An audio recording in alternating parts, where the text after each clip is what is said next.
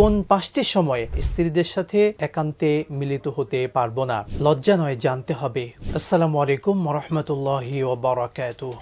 আল্লাহ সুবহানাহু ওয়া তাআলা আমাদের জন্য সুন্দরভাবে সেই বিধানটা উপস্থাপন করেছেন। আল্লাহ নবী সাল্লাল্লাহু আলাইহি ওয়াসাল্লামকে মানুষেরা প্রশ্ন করলো, যেটি পবিত্র কোরআনুল কারীমের মধ্যে এসেছে, আসআলুনাকা আনিল মাহিদ কুল হুয়া আযা ফা'তাসিলুন নিসা ফিল মাহিদ ওয়া লা তাকরাবুহুন্না হাত্তা ইয়াতহুরনা ফাইযা তাতাহহারনা ফাতুহুন্না মিন হাইথু আমারাকুমুল্লাহ। প্রথমত যে বিষয়টি, পিরিয়ডের সময় মাসিকের অবস্থায় কোনো অবস্থাতেই স্ত্রীদের সাথে মিলিত হওয়া যাবে না। আল্লাহ সুবহানাহু ওয়া তাআলার নবীর কাছে অনেকে প্রশ্ন করলেন, ইয়াসআলুনাকা আনিল মাহিদ, অর্থাৎ এই যে হায়েজ বা নেফাস বা এই পিরিয়ড, এটা কি?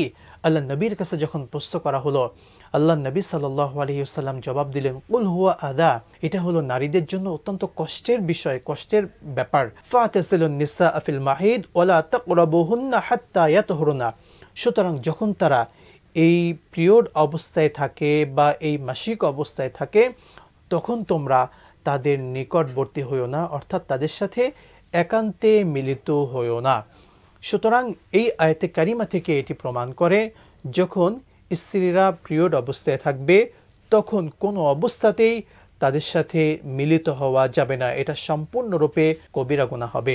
আল্লাহ নবী সাল্লাল্লাহু আলাইহি ওয়াসাল্লামকে আল্লাহ তাআলা আরও জানিয়ে দিয়েছেন, যখন তারা সুস্থ হবে, ফাইদা তাতাহহারনা ফাতুহুন্না মিন হাইসু আমারাকুমুল্লাহ, যখন তারা সুস্থ হবে, অর্থাৎ এই পিরিয়ডের দিনগুলো থেকে যখন তারা মুক্ত হয়ে যাবে, সুস্থ হয়ে যাবে, তখন তোমরা তাদের সাথে মিলিত হতে পারবে, দিনে কিংবা রাত্রে যে কোনো সময়।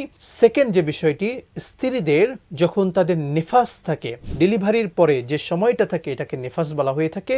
এই নেফাসের 40 দিন বা এই নেফাসের দিনগুলোতে একজন হাজবেন্ড তার স্ত্রীর সাথে মিলিত হতে পারবেন না, অর্থাৎ একান্তে সময় কাটাতে পারবেন না। এটি সম্পূর্ণরূপে হারাম। তৃতীয় যে বিষয়টি রয়েছে, আমাদের মা বোনেরা বা নারীরা বা স্ত্রীরা যখন তারা এতেকাফ অবস্থায় রমজানের শেষ দশক নিজের ঘরে আবদ্ধ থাকে, তখন সেই এতেকাফরত অবস্থায় মিলিত হওয়া যাবে না। কিংবা আপনি একজন পুরুষ মসজিদে এতেকাফ রয়েছেন, আপনিও কিন্তু সেই সময়তে আপনি আপনার স্ত্রীর সাথে মিলিত হতে পারবেন না, যদিও রাত্রিবেলায় এটা বৈধতা দেওয়া হয়েছে। চতুর্থ হচ্ছে, রমজান মাসের দিনের বেলায় কোনো অবস্থাতেই স্ত্রীদের সাথে একান্তে মিলিত হওয়া যাবে না, এতে আপনার রোজা সম্পূর্ণরূপে ভেঙে যাবে।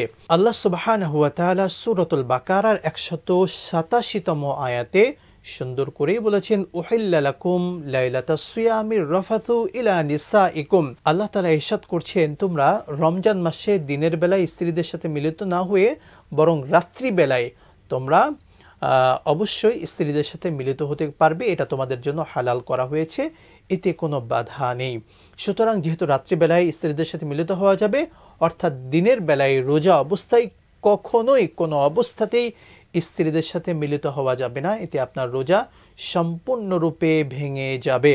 পঞ্চম যে বিষয়টি রয়েছে, হজ এবং ওমরার জন্য যখন আপনি এহরাম বেঁধে ফেললেন, অর্থাৎ এহরাম বাঁধা অবস্থাতে এহরামের সময়টুকু কোনো অবস্থাতেই আপনি স্ত্রীর সাথে মিলিত হতে পারবেন না।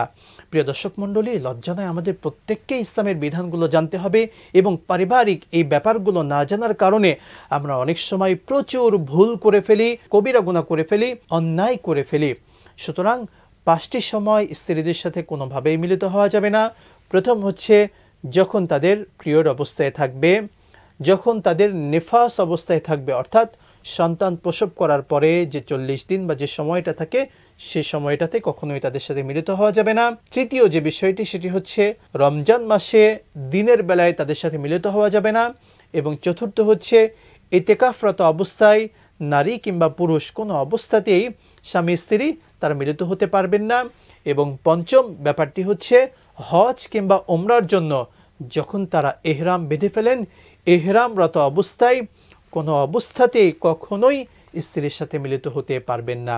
আল্লাহ তাআলা আমাদেরকে বুঝে জেনে এই আমলগুলো করার তৌফিক দিন, এবং ইসলামের প্রত্যেকটি বিধান মানার মতো সেই তৌফিক দিন। আমিন। বিদায় নিচ্ছি। আসসালামু আলাইকুম ওয়া রাহমাতুল্লাহি ওয়া বারাকাতুহু।